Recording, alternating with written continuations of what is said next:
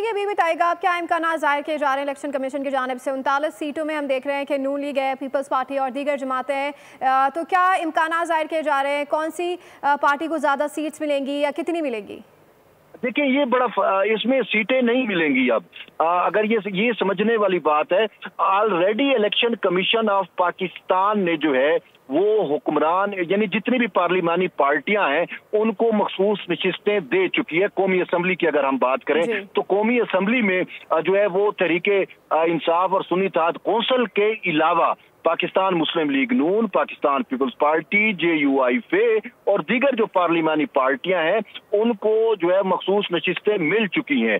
तो यूं ये समझना है कि इलेक्शन कमीशन ने अब कोई नया फैसला नहीं करना, बल्कि इलेक्शन कमीशन का जो पहले से फैसला हो चुका है वही फैसला बहाल हो चुका है और वो जो मखसूस नशिस्तें जिन अरकान को मिल चुकी हैं वही ही सस्टेन करेंगी। तो अब कोई नया फैसला इलेक्शन कमीशन की जानिब से जो है वो नहीं होगा। तो ऑलरेडी जो फैसला इलेक्शन कमीशन ने पहले से किया हुआ था जिसमें उसने पीपल्स पार्टी को सीटें दी थी, PMLN को सीटें दी थी, जमीयत उलमा इस्लाम फे को सीटें दी थी या कि दीगर जो पॉलिटिकल या पार्लिमानी पार्टियां हैं जिनको उन्होंने सीटें दी थी, तो ये वही फैसला जो है वो सस्टेन कर रहा है। लेकिन उसके बाद सुप्रीम कोर्ट ऑफ पाकिस्तान के 8 जजेस ने इलेक्शन कमीशन के उस फैसले के खिलाफ ये कहा था कि ये सीटें जो है वो तहरीके इंसाफ को दी जाए। लेकिन अब तहरीके इंसाफ को सीटें देने का जो फैसला है वो सुप्रीम कोर्ट के 7 जजेस ने जो है वो कलअदम करार दिया है। तो इसी वजह से इलेक्शन कमीशन का पहले से किया गया फैसला जो है वो बहाल हो चुका है। जी तो अच्छा तैयब, इसका मतलब यही है कि 2-3 मेजॉरिटी से हुकूमत को मजीद पावर मिल गई है, अब आईनी तरमीम के लिए अपोजिशन की जरूरत नहीं पड़ेगी।